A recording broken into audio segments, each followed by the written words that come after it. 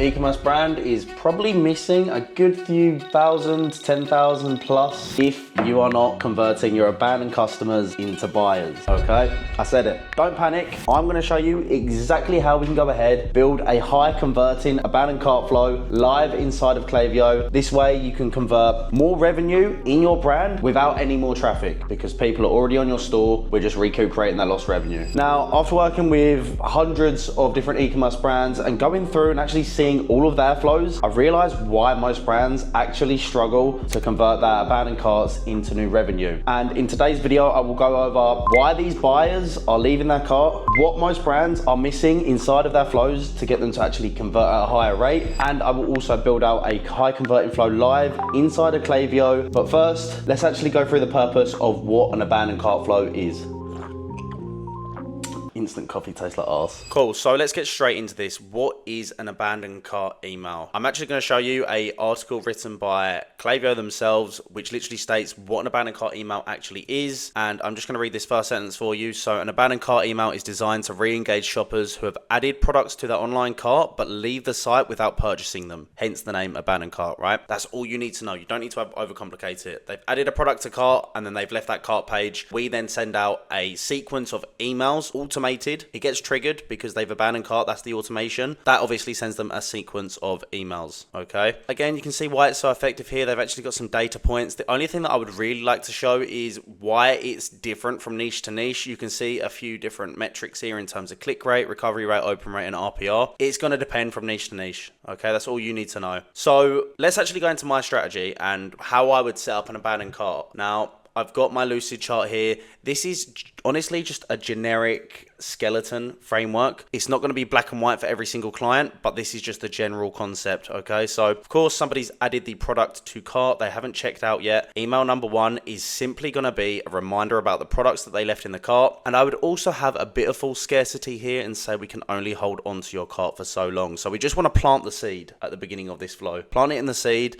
and then the call to action is just go back to cart. Okay, email number two, if they haven't gone back to the cart here, you can either add an incentive on the second email. I know some people, would rather not do it on the second email. Fine, flip these two around, but I would always offer an incentive inside of this flow regardless of where you place it. Offer an incentive and then a USP of purchasing today. Why it's crucial they purchase today. I'll go into this a little bit later with an actual example, okay? Social proof, reviews and testimonials. So again, just show other people using that product. If you've got success stories, like transformational stories as well, if your product does solve some form of problem that has a visible transformation, go ahead and highlight this. Actually show the product doing what it says on the packet, right? But yeah, you can flip these two. Email number two and number three, up to you. You can have the offer on the third email or the second one. Completely up to you. Email number four, literally just urgency to buy. 24 hours left to claim. Again, just a false urgency here because at the end of the day, they're not going to get another email. That's it. So let's actually go into a account quickly and I'll show you how this has been set up. Also, just quickly before I do that, how to create an abandoned cart flow. I'm just going to link this in the actual description. I'm not going to go through this and show you how to set up the actual metric itself. I'll go through the actual flow structure in terms of like time and framing here. But yeah, you can go ahead and set that trigger and link that yourself. I'm not going to go through that today. So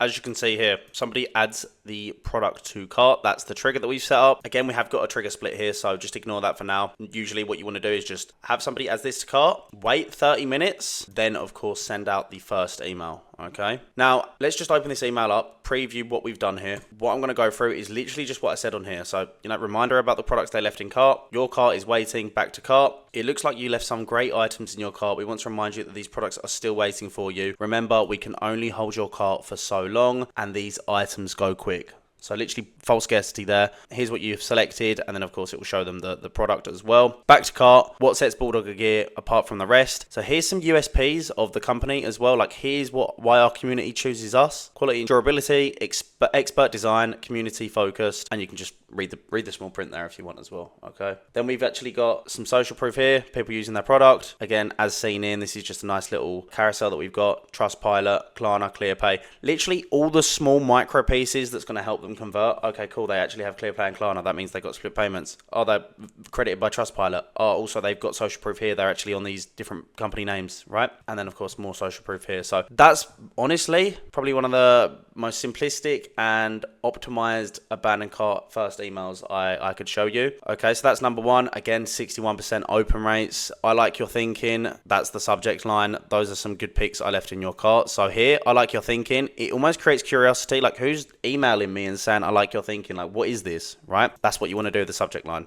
Okay, so go ahead, use that for yourself. Open rate, really nice and healthy, 60%. Click rate, 3%. Placed order rate, 3% as well. So for this niche as well, considering we went through the niches earlier, sporting goods, I wouldn't claim it as that really, to be honest. It's more so health and beauty / apparel. Open rate is really nice and healthy. Like, we're actually smashing it on the open rate compared to these. Click rate, again, it's not going to be as high considering the open rate's higher because there's more, well, a bigger audience of people actually opening. And then the RPR, if they're at $6 here and we're doing, I can't actually see it on here, can I? So yeah, we'll go back to the RPR as a whole later on, but I'll show you that for the entire flow once we finish going through these incrementally. Okay, so yeah, once we've done email number one, we wait a day, then we send out email number two. Let's actually open this up and see how this has been illustrated. So again, just more social proof. Coming back to that segment here with the reviews and social proof aspect. Still thinking about your items. Here's what some of our happy customers had to say about their purchases. So again, we haven't gone straight in for the incentive on this second cart email. Remember I said earlier, you can flip these two around. Again, just customer reviews, nice and simple. Nothing else to overcomplicate it. You don't want to have too much inside of these emails. You're not trying to sell them. It's literally just like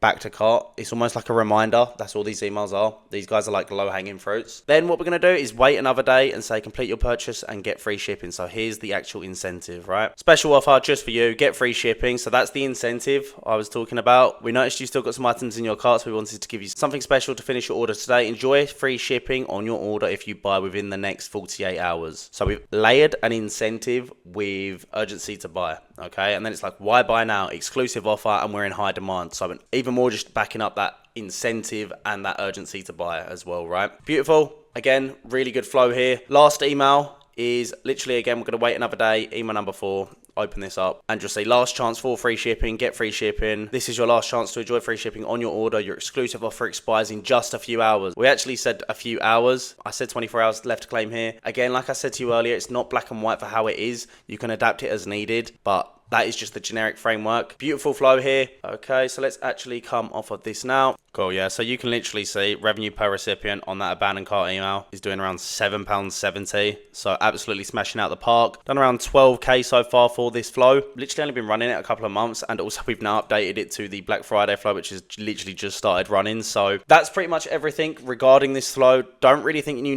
need to overcomplicate this at all. So yeah, hope you enjoyed that rundown. Now you should be able to implement this flow and see an increase in conversions, but you still haven't split test everything and market to those lost customers, right? You need to actually adapt to those customers, and you could go ahead, learn this all yourself, you know, that old fallacy. Take the time to run campaigns, split test data, manage everything, but you're the owner of the brand, right? And your time is better spent on actually prospecting, getting customers to the store, building systems within your business so you can actually scale. So why not delegate this to an expert who can actually handle this all for you? Go ahead and set up everything completely done for you. Make sure you're profitable, guaranteed, otherwise you get your money back. If that's the option you'd like to take, go ahead, check us out on my links below, book a call, and I will see you on the other side.